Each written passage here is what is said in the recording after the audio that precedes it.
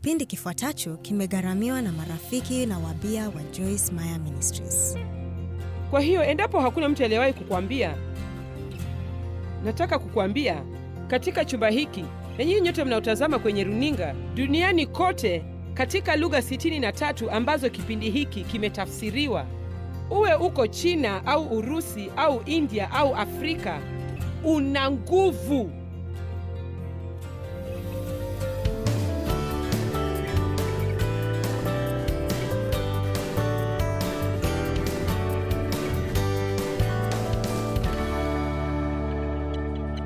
Baba, tunakushukuru kwa huduma ya ajabu ya Roho Mtakatifu.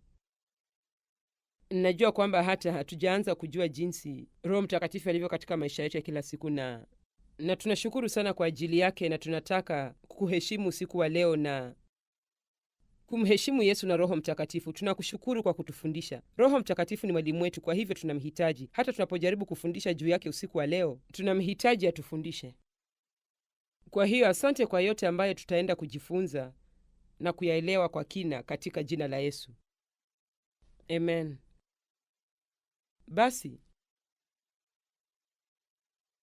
miaka 100 iliyopita, bwana mmoja kwa jina William Booth alianzisha dhehebu la Jeshi la Wokovu. Alitoa kauli za ajabu sana. Alitoa kauli 6, nitaongelea juu ya kauli moja usiku wa leo. Lakini moja ya mambo aliyosema ambayo alihofia huenda atakumba kanisa katika siku zijazo ni kwamba huenda siku moja tutakuwa na dini bila Roho Mtakatifu. Unasema, inawezekanaje duniani kuwa na dini bila Roho Mtakatifu? Basi, huwezi kwa kweli kuwa na uhusiano na Kristo bila Roho Mtakatifu, lakini ni rahisi kuwa na dini iliyokufa kavu na isiyosisimua bila Roho Mtakatifu. Unajua, kwa sababu nilikuwa na dini kama hiyo kwa miaka mingi katika maisha yangu. Je, kuna mtu anaelewa kile ninachosema?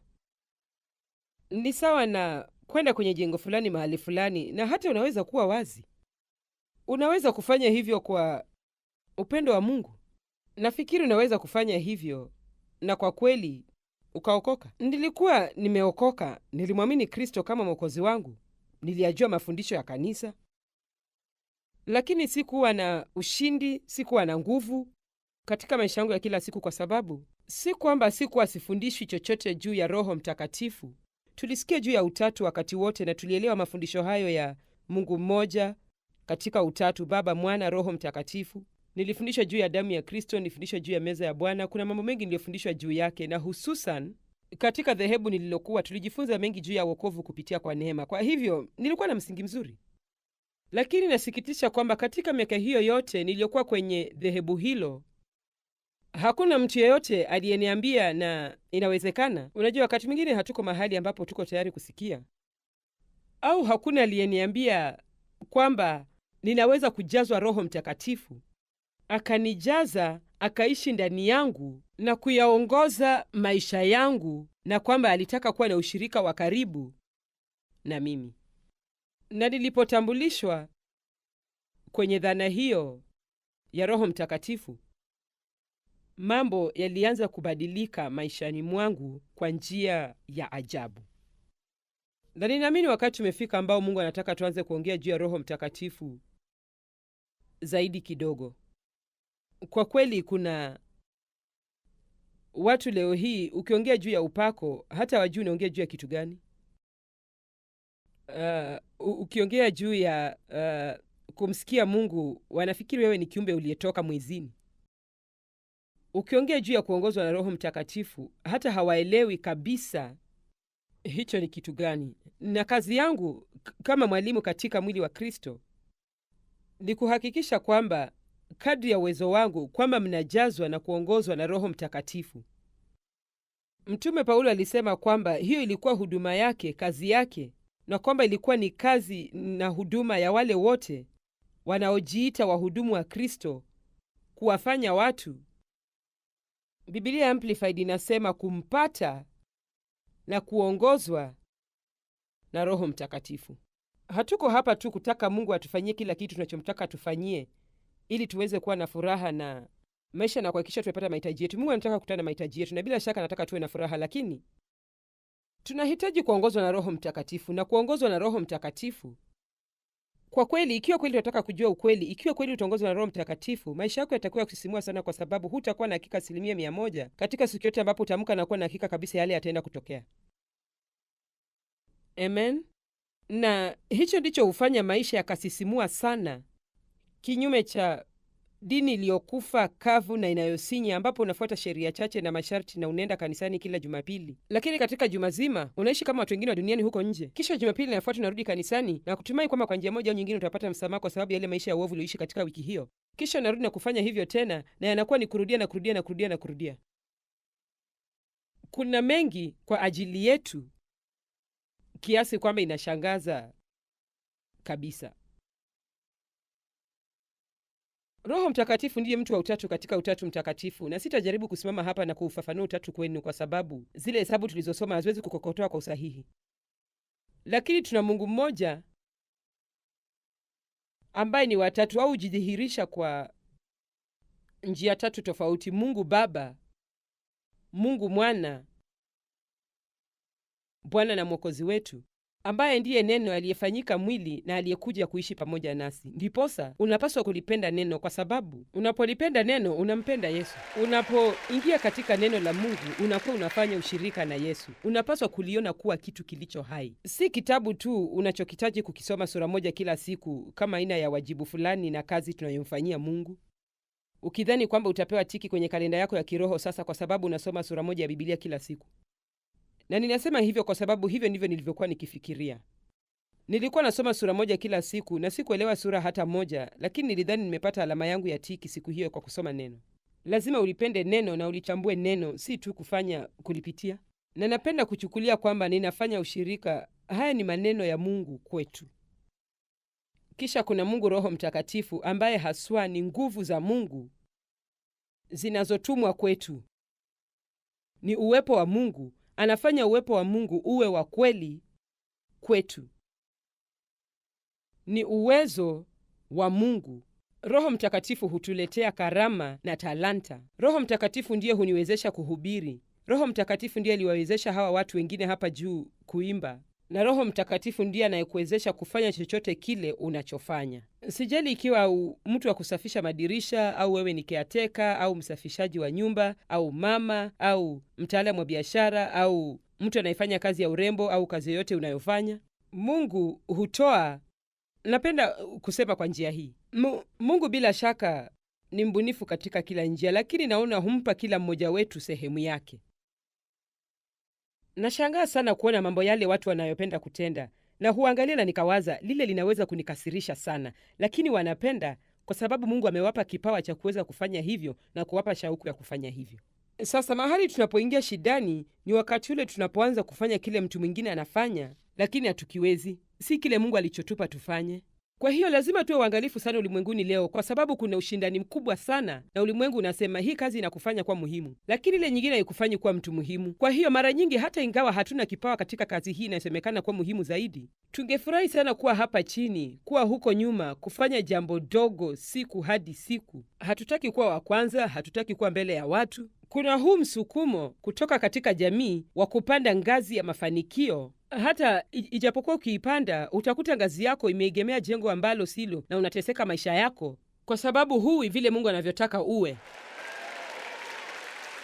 Amen.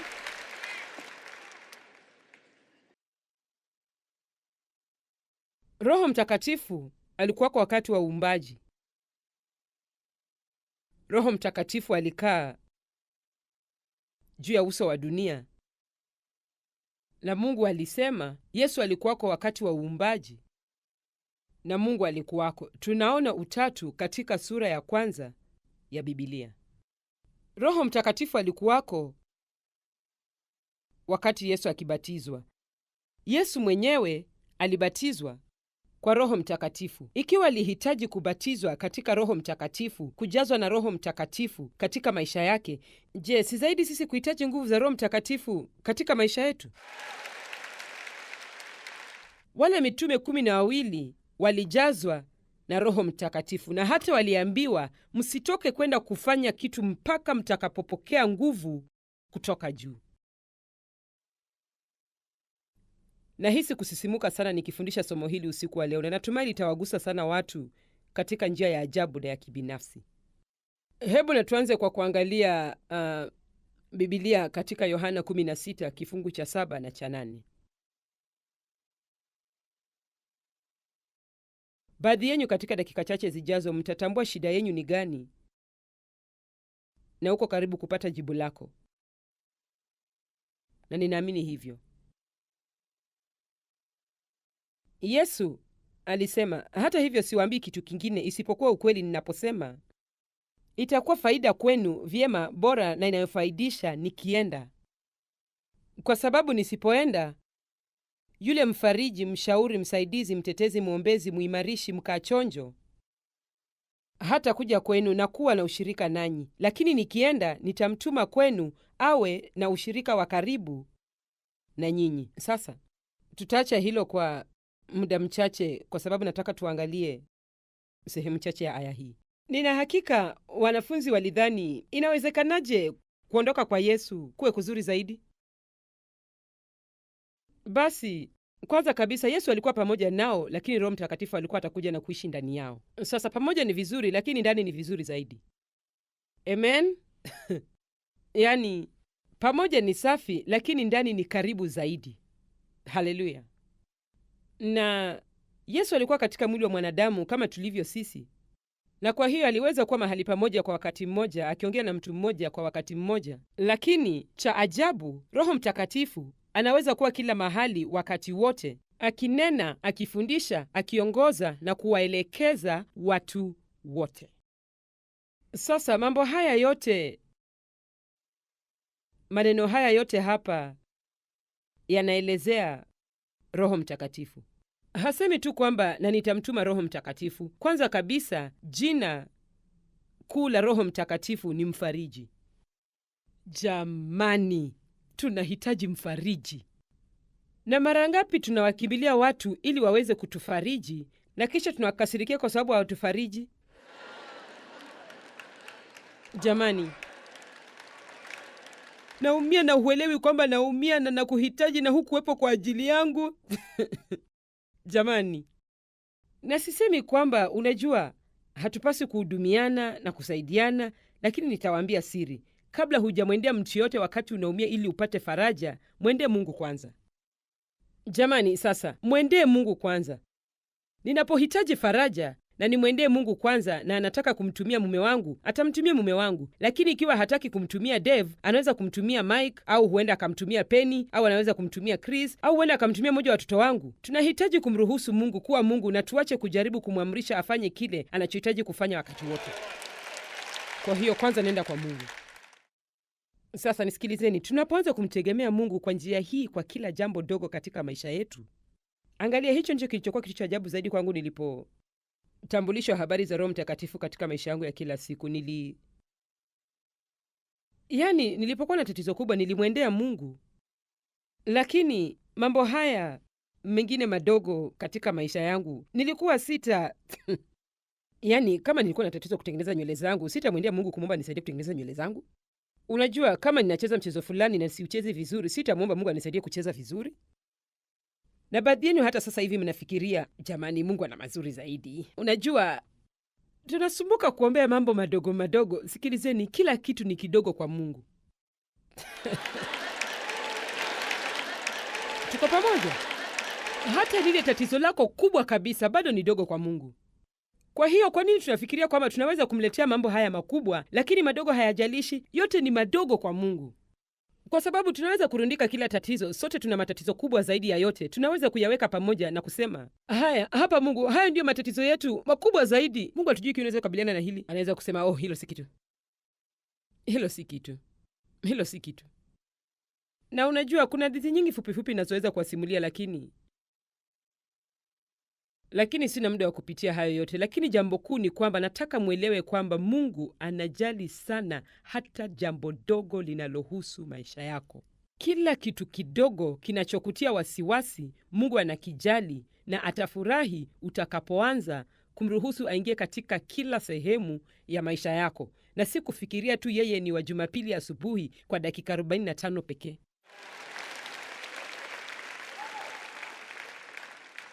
mfariji wetu, ni msaidizi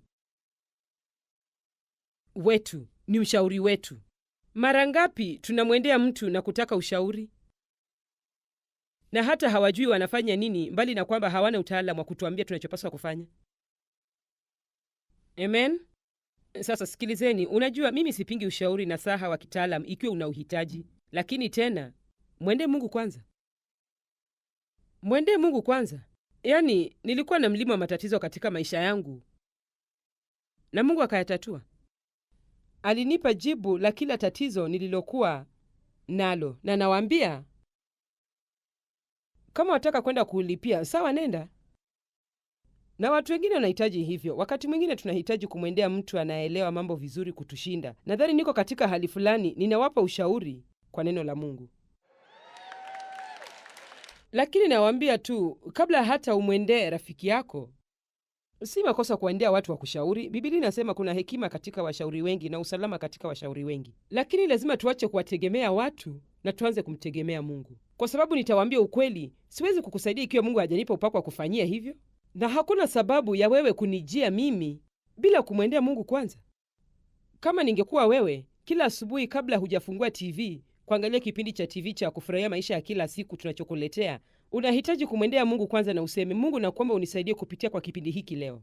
Usitarajie mimi nifanye hivyo, sipendi kupelekwa mbio hivyo. Na ikiwa tutamwendea Mungu kwanza, tutapata mengi zaidi, hata zaidi kutoka kwa hudumu wetu kushinda tunavyofanya. Tunapaswa kuacha kuangalia watu na badala yake tumwangalie Mungu. Watu wanaweza tu kukusaidia kufikia kile kiwango ambacho Mungu anawasaidia wakusaidie. Na kisha yeye ndiye msaidizi wetu, na ninapenda hiyo kwa sababu mimi huwa ni mtu ninahitaji gunia zima la msaada. Na unajua, hilo ndilo ombi langu la kiroho zaidi, nisaidie. Mungu, nisaidie. Wakati mwingine sijui hata nisaidiwe nini. Wakati mwingine nazunguka tu na kusema nisaidie, Mungu nisaidie, nisaidie. Mungu nisaidie. Je, mwawe kujiingiza moja ya sehemu fulani ambapo hujui unahitaji nini, lakini unajua kwa kweli wahitaji msaada? Napenda vile Mungu ni msaidizi wangu. Na kisha pia yeye ni mwombezi wetu. Napenda hivyo. Yeye anatuombea kupitia kwetu, anatuombea kupitia kwa watu wengine. Anatufundisha jinsi ya kuomba wakati hatujui jinsi ya kuomba ipasavyo, kwa sababu Roho wa Mungu tu ndiye anayefahamu akili ya Mungu. Amen. Kwa hiyo ninashukuru kwamba Yesu na Roho Mtakatifu wanatuombea. Yeye ni mtetezi wetu. Yeye ni wakili wetu. Tuna adui na huyo ni Ibilisi, lakini tuna mtetezi anayesimama kwenye kizimba cha haki na kututetea usiku na mchana. Na napenda hii. Nadhani kama ingenibidi kuchagua moja kati ya zote, na nafurahi sina haja ya kufanya hivyo, tunapata kitu kamili. Lakini kama ingenibidi nichague moja, basi yamkini ningesema naegemea hii, kutia nguvu zaidi kushinda zile nyingine zote. Singeanza siku bila kumwomba Mungu anitie nguvu. Mungu nisaidie ni upinge uovu leo. Nisaidie ni yapinge majaribu. Mungu nitie nguvu katika mwili wangu. Nitie nguvu niweze kutenda yale mambo ninayohitaji kufanya. Nipe ubunifu ninaohitaji Mungu. Nipeleke neno kwa watu unaotaka niwapelekee neno. Usithubutu kutoka nje ya nyumba yako bila kumwomba Mungu akutie nguvu, kwa sababu naweza kukwambia peke yako huna uwezo, na mimi vile vile sina.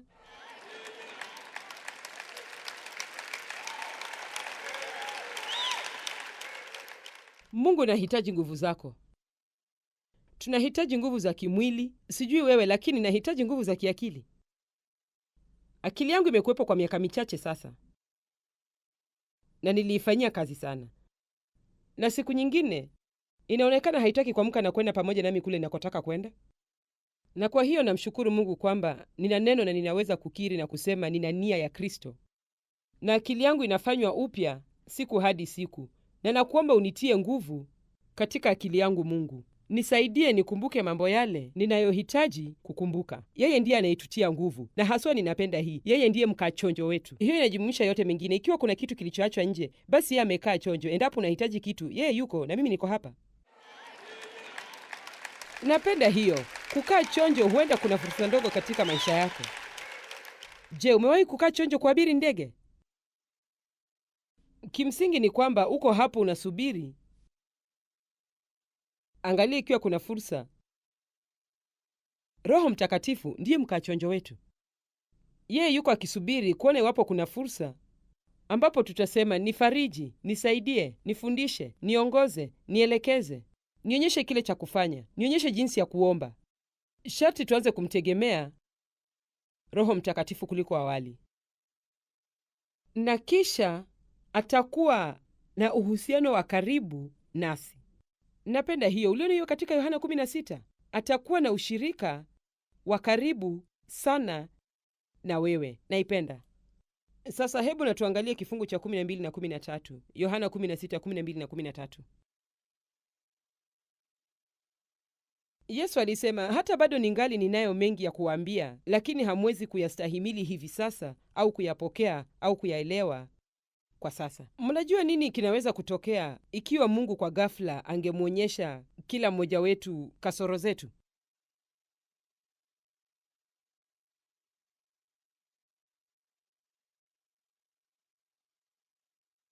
Ndiposa hii safari tuliyo nayo na Mungu sharti iongozwe na kuelekezwa na Roho Mtakatifu, kwa sababu Roho Mtakatifu ndiye tu. Sasa sikilizeni, Roho Mtakatifu ndiye tu anayejua ni wakati gani tuko tayari kwa kitu gani. Ndiye pekee anayejua wakati wa kutufunulia kitu, jinsi ya kukabiliana nacho, jinsi ya kutuweka mahali pafaapo, jinsi ya kutuweka sawa kiakili, kiasi kwamba tuwe tayari kupokea kile Mungu anachotaka tupokee. Yeye ni hutuongoza, hatukokoti, hutuongoza kwenye kweli yote. Kweli tu ndio inayotuweka huru. Unaona, nilipoanza safari hii kali na Mungu miaka 37 iliyopita, nilidanganywa kabisa.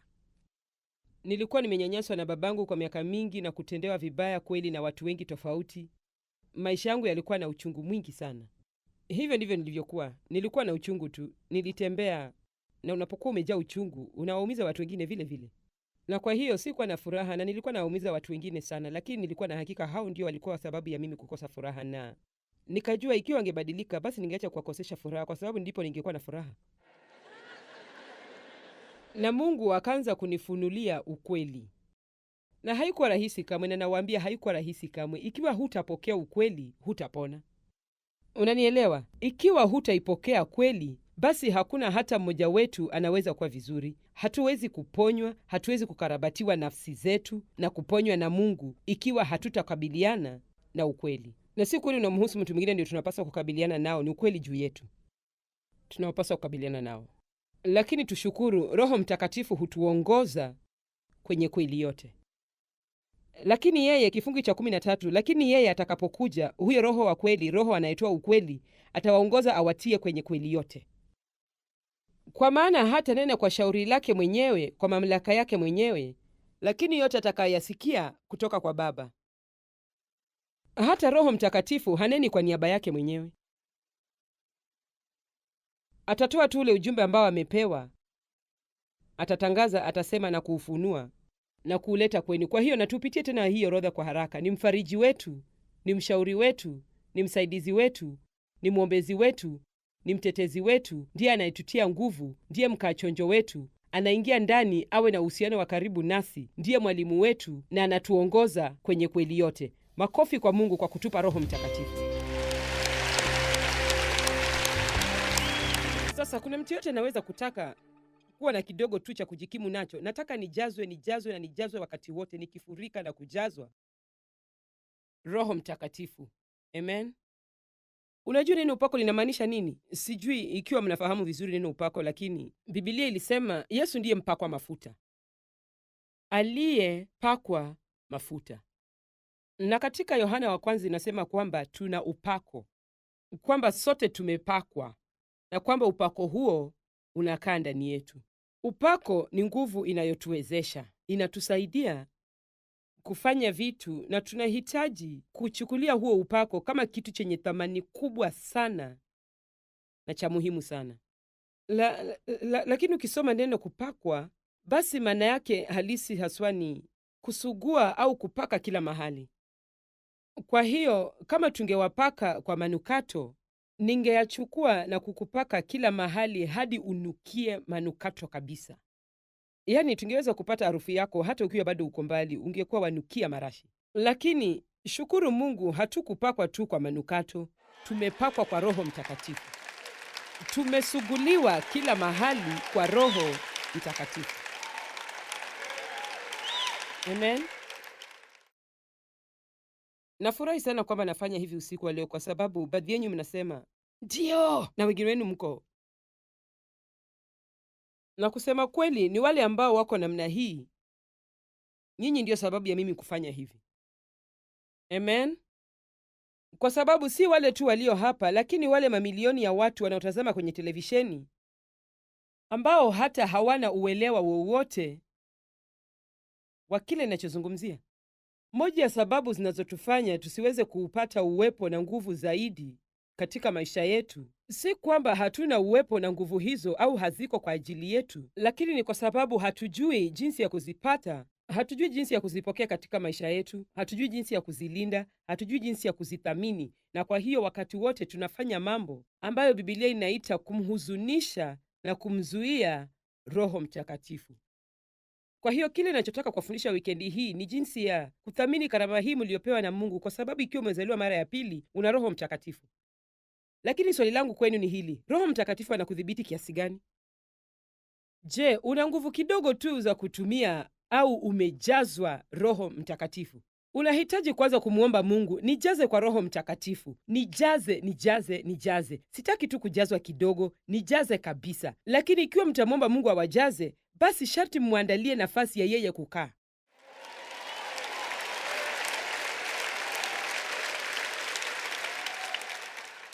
Tafadhali usijaribu kuwa na Yesu kwa kiasi kidogo tu ili ujipenyeze mbinguni kwa mlango wa nyuma wa mbinguni.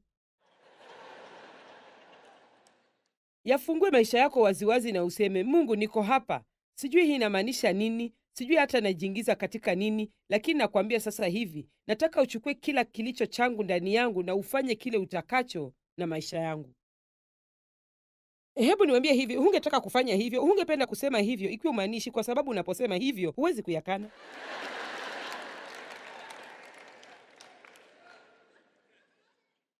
Kupokea nguvu za Roho Mtakatifu katika maisha yako si kuhusu kutoka vibimbi au kuhisi au unajua nini.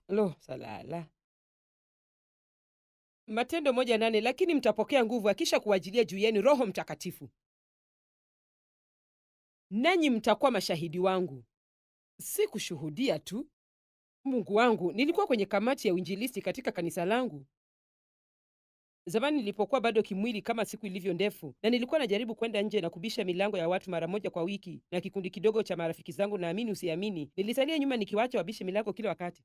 Lakini angalau nilihisi nitapata alama chache za pongezi kwa kuwa katika kundi na kwenda huko nje. Na niliweza kujigamba kwamba nilikuwa kwenye kamati ya uinjilisti.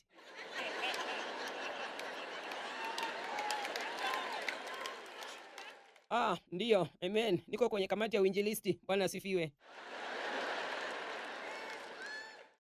Lakini nilikuwa kama jinamizi nyumbani kwangu ikiwa milango ya nyumba imefungwa. Nikiwa nimekasirika wakati wote na kudhika na kupenda kuwatawala wengine na mwenye wivu na kijicho na uchungu na mlafi, na nilikuwa nimejaa hali ya kutosamehe. Kisha Jumapili niko kanisani. Wangapi miongoni mwenu wanajua haswa kile ninachozungumzia? Na mnajua nini, kusema kweli sikutaka kuwa hivyo, lakini sikujua nifanye nini juu ya hilo. Sikuelewa kwamba nilihitaji nguvu hizo za Roho Mtakatifu. Roho Mtakatifu amekuja juu yenu, mtapokea nguvu. Nguvu za kuwa mashahidi. Si kushuhudia. Nilikuwa nashuhudia, lakini sikuwa na nguvu za kuwa shahidi katika maisha yangu ya kila siku.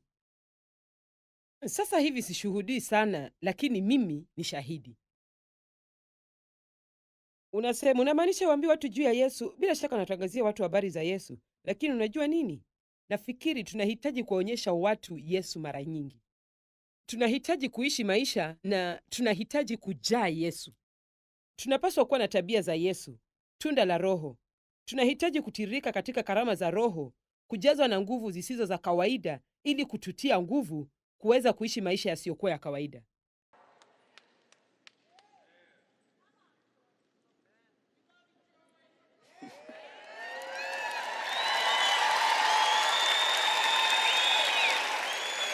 Hebu na tuangalie Matendo sura ya kwanza kifungu cha 8. Nataka muone hivi vifungu ni vizuri sana. Na wakati alipokuwa pamoja nao na kula nao, yeye akiwa Yesu aliwaagiza wasitoke Yerusalemu, bali waingojee ahadi ya Baba, ambayo mlisikia habari zake kutoka kwangu, ya kwamba Yohana alibatiza kwa maji, bali nyinyi mtabatizwa, mtawekwa ndani, mtatambulishwa kwa katika Roho Mtakatifu baada ya siku hizi chache. Amen. Alisema sasa, angalieni, ngojeni. Ngojeni. Msijaribu kutoka nje na kuanza huduma zenu. Msijaribu kutoka huko nje na kujaribu kufanya chochote.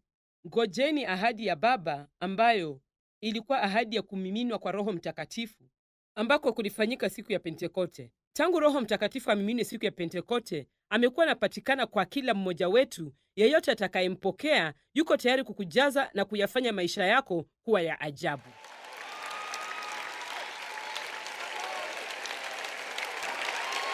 Jamani, yaani tunaweza kuamini usiku wa leo kwamba Yesu hakufa ili tuwe wanyonge na tulielie na kusema mimi ni fulani wa fulani tu, niko chini ya ili limenichosha. Yesu, sijui ikiwa nitaweza au la, nataka tu. Jamani,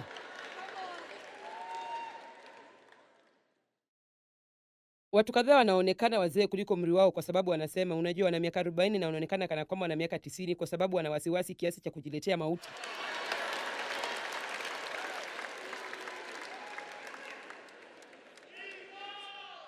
Endelea kujazwa na Roho Mtakatifu na utaonekana mchanga zaidi utakapokuwa miaka 80 kushinda ulivyoonekana ulipokuwa miaka 40.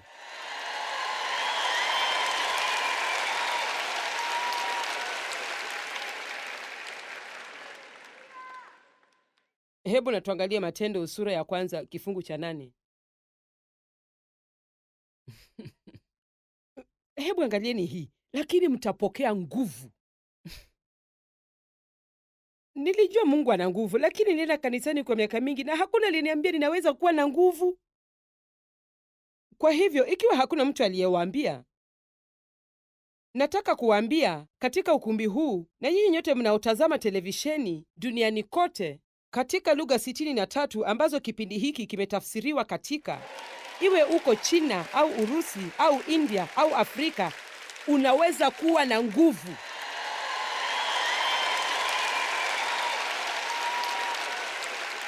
Mungu anataka uwe na nguvu, uishi maisha yako ya kila siku, ili hata tunapozongwa na matatizo mengi, tunaweza kutembea kifua mbele na kusema kwa ujasiri, naweza kufanya chochote ninachopaswa kufanya kupitia Kristo anitiaye nguvu. Sikosi jibu, sikosi njia, kwa sababu Mungu anaishi ndani yangu katika ushirika wa karibu na ananionyesha kile cha kufanya.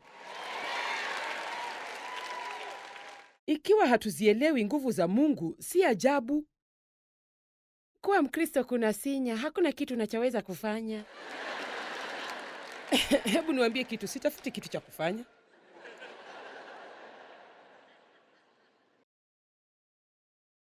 Kumtumikia Mungu ndicho kitu kinachosisimua zaidi.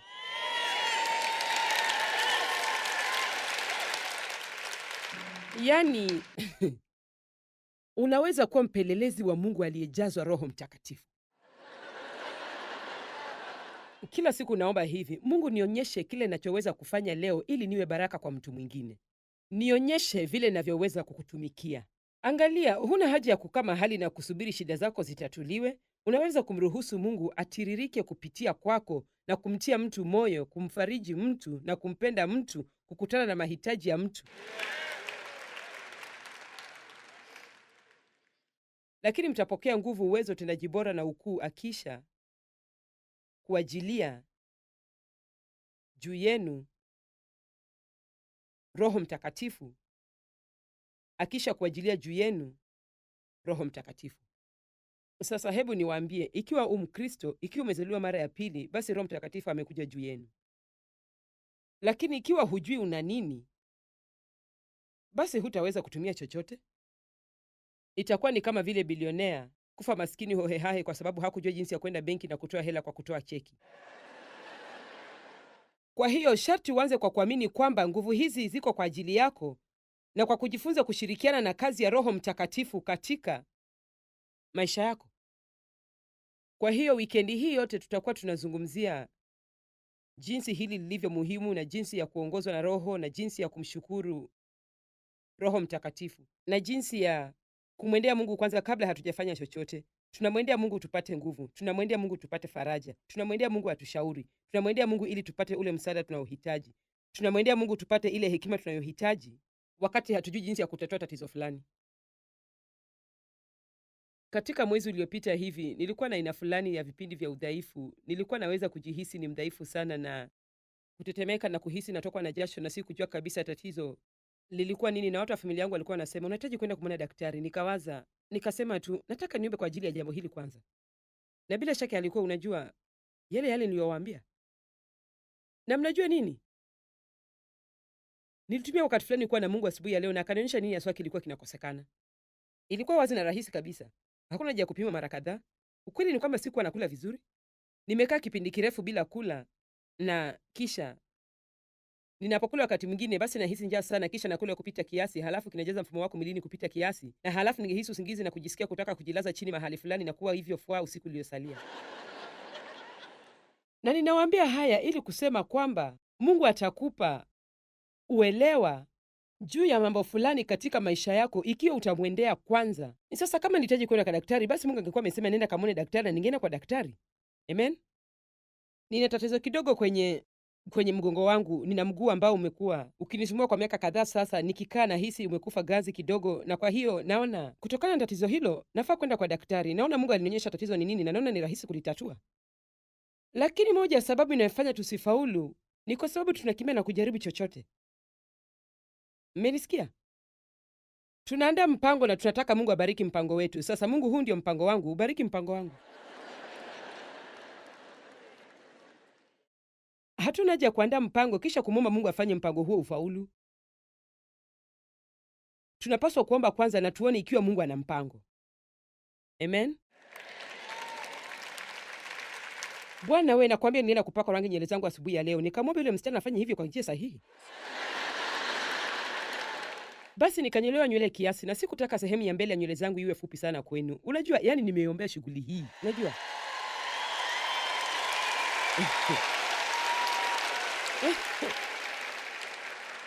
Najaribu kuwaelewesha kwamba hamumsumbui Mungu mnapomwomba juu ya aina zote za matatizo. Mwacheni awasaidie, anzeni kumwomba majibu ya yale mambo mnayohitaji. Hebu na tuangalie Warumi 7 kifungu cha 6. Bali sasa tumefunguliwa katika Torati sheria na masharti ambayo tunadhani lazima tufuate ndipo tumfikie Mungu. Bali sasa tumefunguliwa katika Torati, tumeifia hali ile iliyotupinga ili sisi tupate kutumika katika hali mpya ya roho, si katika hali ya zamani ya kuitii Torati ya andiko. Haleluya. Sasa tunaongozwa na Roho Mtakatifu. Unajua watu wanataka kujua leo na unajua unaweza fikiria kwamba nimerukwa na akili. Kufikia hapa nimezeeka, kwa hiyo sijali utasema nini. Kuna faida kubwa unajua katika kuwa kile ulimwengu wanachoita mzee wa kuheshimiwa. Mimi na Deva tuzeeki, tunarudi kuwa vijana tena. Na ninaona utakapofikia umri wa miaka 70 basi unaanza kurudi nyuma kiumri. Kwa hiyo mwaka ujao nitakuwa miaka 69.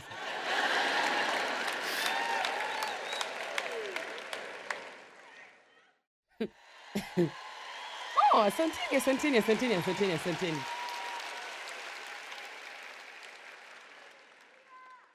Sasa nimesahau kile nilichotaka kusema. Mamangu we. Ngojeni kidogo, napitia kipindi cha uzee wa heshima. Hebu nione kama nitakikumbuka. Nashukuru hatuna haja ya kuishi chini ya sheria. Tunaweza kuongozwa na Roho Mtakatifu. Na unajua leo inaonekana kila mtu anataka kupewa njia au formula, mchakato, hiki na kile. Mpango wenye sehemu 3, mpango wenye sehemu 7. unajua hiki na kile na kitu kingine. Basi Joyce, ninawezaje kuanzisha huduma yangu? Unajua jibu langu ni gani? Afadhali umtumaini Mungu, usianzishe huduma. Afadhali umtumaini Mungu, usianzishe, kwa sababu yeye ndiye mwanzo na mwisho, na hawezi kukamilisha kile ambacho hajakianzisha. Na isitoshe, hivyo ndivyo ninavyoona mimi. Pengine nimekosea, lakini sikujua kamwe nilichokuwa nikifanya, na Roho Mtakatifu aliniongoza. Na ikiwa unapaswa kufanya kitu, basi hutahitaji mpango wenye sehemu 10, mpango wa pointi 10. Roho Mtakatifu atakuongoza na kukuelekeza katika kila hatua. Atakuonyesha kitu na uchukue hatua. Ikiwa umekosea kidogo, unapiga breki kidogo, kisha unatafuta mwelekeo mzuri, kisha unapiga hatua, inafaulu. Unapiga hatua nyingine, unafaulu. Na kisha kuanzia hapo ni kazi ya wewe na Mungu.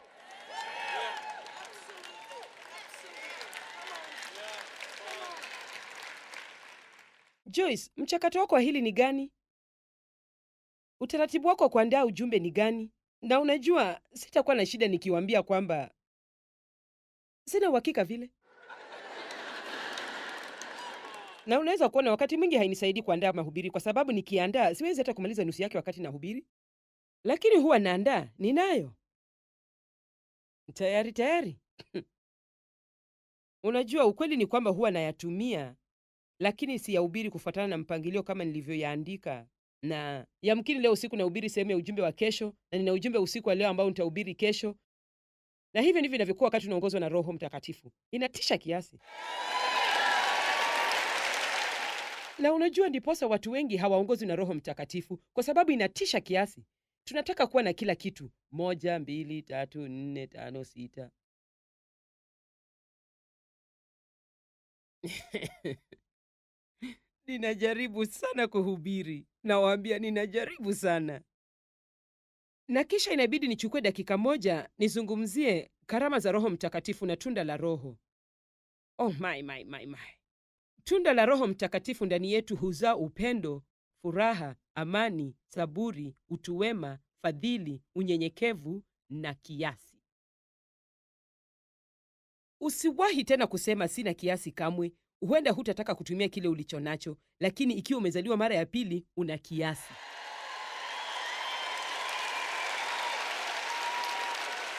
Usiwahi tena kusema hiyo ni kazi nyingi, sitaweza, nitafikia pembeni. Hapana, unachopaswa kusema ni Mungu ananitia nguvu na kuniwezesha kufanya kile ninachopaswa kufanya katika maisha kupitia Kristo.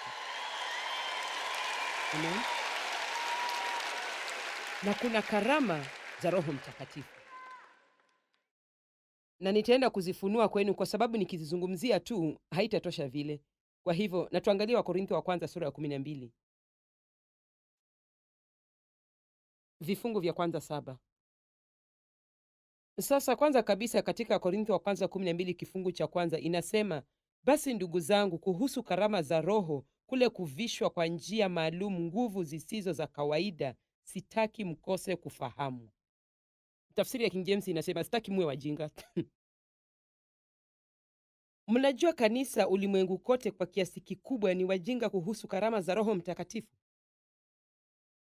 Kile tunachofanya tu ni kubishana juu ya hizo karama badala ya kuzifanyia kazi.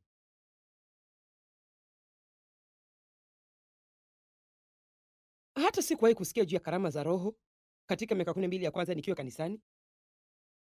Sikusikia habari zake kamwe. Kifungu cha 7, lakini kila mtu aseme hiyo ni pamoja na mimi. Kila mmoja hupewa ufunuo, ushahidi, uwepo wa kiroho wa Roho Mtakatifu kwa kufaidiana. Maana mtu mmoja kwa Roho Mtakatifu apewa neno la hekima, nguvu za kunena ujumbe wa hekima. Wangapi miongoni mwa nyinyi wazazi wakati mwingine mnafikiria mnahitaji ujumbe wa hekima kwa ajili ya watoto wenu? Roho Mtakatifu atakupa hekima hiyo. Karama hizi za Roho maana yake si kupanda jukwani mahali fulani na kujionyesha. Karama za Roho ni kwa ajili ya maisha yako ya kila siku. Ni kwa ajili ya kila muumini, kwa ajili ya maisha yako ya kila siku.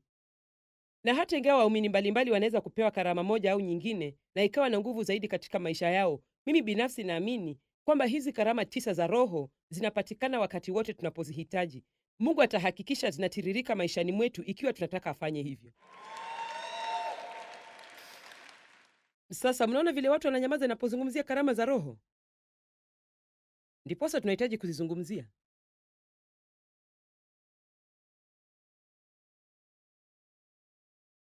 Neno la hekima, mwingine amepewa neno la maarifa. Mnajua kwamba mkiwa na uhusiano wa karibu na Mungu na upoteze kitu, pengine hata ujui funguo zako za gari ziko wapi, au hiki au kile au kitu kingine, unajua, unaweza kutulia kwa dakika moja na ukasema, Mungu, tafadhali nionyeshe ziko wapi. Sasa sitawaambia kwamba hii itafanya kazi kwa 100% wakati wote, lakini imefanyika tena na tena na tena. Mambo ya ajabu sana yatatokea ukianza kumtegemea Mungu.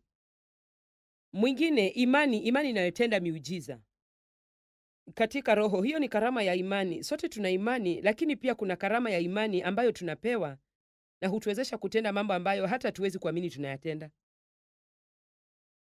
Sasa sikujua hivyo kwa miaka mingi kwa sababu sikuelewa, lakini mimi na Dave tumejenga na kusimamia huduma hii na utendaji wake leo hii kwa kupitia karama ya imani. Je, unajua hata kidogo tu gharama ya kifedha ambazo tunagharimika kila mwezi? Kwa mfano, kuhakikisha mko kwenye televisheni katika theluthi 3 za ulimwengu.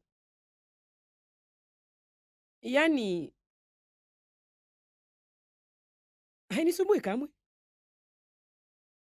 Nina imani kwamba Mungu atakutana na mahitaji ya huduma hii ikiwa hiyo ndio kazi anayotaka nifanye. Sasa hilo halikutokea kwa usiku mmoja tu. Ilibidi nikuwe katika kuenenda kwangu na Mungu, lakini Mungu atakuwezesha. Na kisha sharti uwe mwangalifu wakati una karama ya imani kwa ajili ya kitu fulani, kwa sababu wakati mwingine huelewi kwa nini kila mtu afanye hivyo.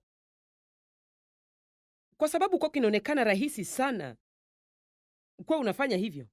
Lakini kila mtu hawezi kutenda vile tunavyotenda. Kila mtu anaweza tu kutenda kile alichopewa karama kufanya. Amen. Na ninajua kuna wengine miongoni mwenu wanaofanya vitu ambavyo siwezi kuvifanya. Singekuwa na imani ya kufanya hivyo. Hakuna vile naweza kufanya hivyo. Lakini Mungu anapotutaka tutende jambo fulani, nisikilizeni, ikiwa Mungu anakutaka ufanye kitu fulani, Mungu atakupa imani ya kufanya kitu hicho. Mpo?